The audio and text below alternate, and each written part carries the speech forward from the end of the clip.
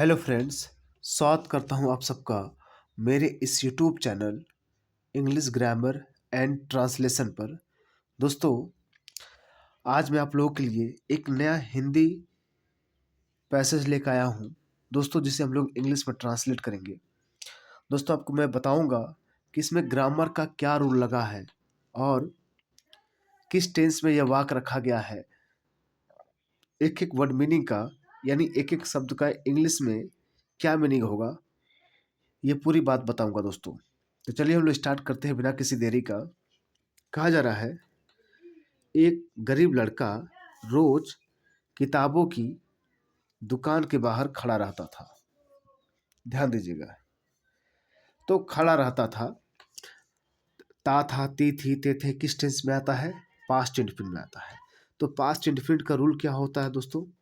पहले हम सब्जेक्ट लिखते हैं, फिर हम क्या करते हैं, वर्ब का सेकेंड फॉर्म यूज करते हैं, फिर ऑब्जेक्ट यूज करते हैं, फिर अदर वर्ड यूज करते हैं, क्योंकि पूरी कहानी पास्ट की है। अब पास्ट इंडेफिनिट का रूल क्या है? पहले हम सब्जेक्ट लिखेंगे, उसके बाद वर्ब का सेकंड फॉर्म लगाएंगे, ऑब्जेक्ट प्लस अदर वर्ड लिखेंगे। ठीक है, तो क्या कहेंगे? एक गरीब लड़का, तो क्या बोलेंगे?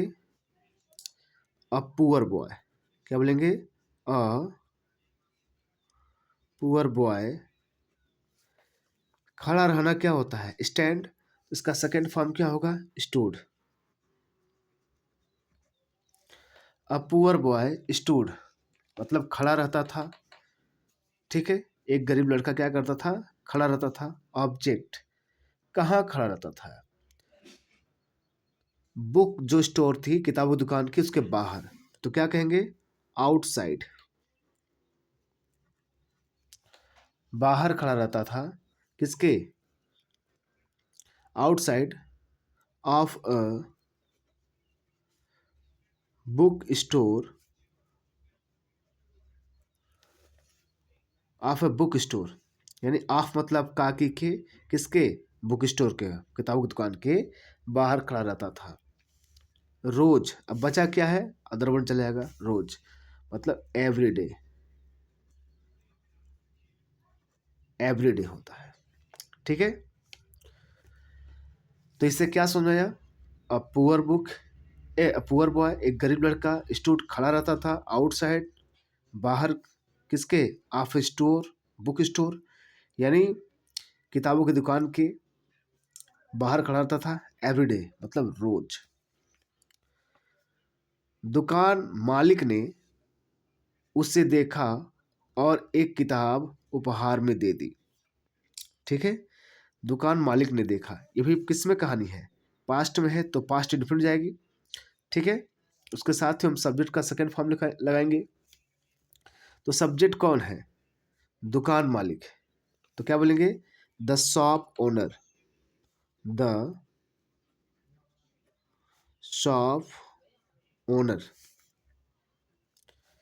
द शॉप ओनर दुकान मालिक, द शॉप ओनर दुकान मालिक।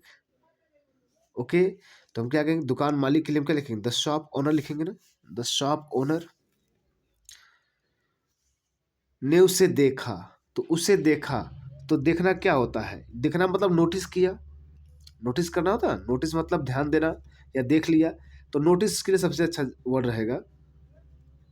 तो नोटिस यानी OTCI होता है, तो सेकंड फॉर्म लगेगा ना, ईडी। नोटिस्ड, नोटिस्ड किसे?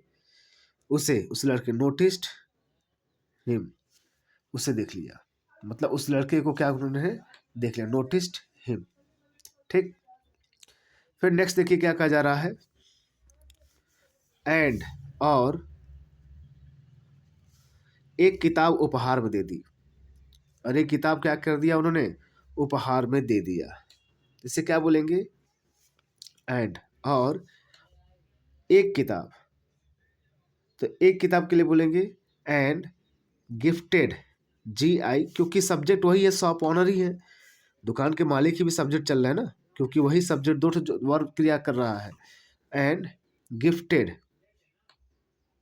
GIFTED, एंड गिफ्टेड उपहार दे दी, किसे? हिम, उन्हें। क्या? अ बुक, एक बुक क्या कर दिया उन्हें? उपहार दे दिया। फिर देखिए सालों बाद, सालों बाद क्या बोलेंगे? ईयर्स लेटर, ईयर्स लेटर, सालों बाद, ठीक है। वही लड़का मशहूर लेखक बन गया। तो ईयर्स लेटर हो गया, वही लड़का मशहूर लेखक बन गया, वही लड़का। तो क्या बोलेंगे? The same boy, the same boy, okay. The same boy, वही लड़का, द सेम बॉय। अब वर्ब का सेकेंड फॉर्म, होना मतलब बन गया, मतलब बिकम होता है, तो बिकेम हो जाएगा second form, became, became a famous writer, a famous, FAMOUS, famous writer, वो फेमस राइटर बन गया, ठीक है। फिर क्या कहा जा रहा है? उसने अपनी पहली किताब उसी दुकान को समर्पित की, यानी पहली किताब क्या की? उसी को समर्पित की। तो समर्पित की तो मतलब डेडिकेट होता है, डेडिकेटेड हो जाएगा सेकंड फॉर्म। तो उस लड़के ने, तो उसके लिए ही लगेगा, ही, यह लेता हूं मैं। समर्पित की क्या होता है? डेडिकेट होता है, डेडिकेटेड हो जाएगा, डेडिकेटेड।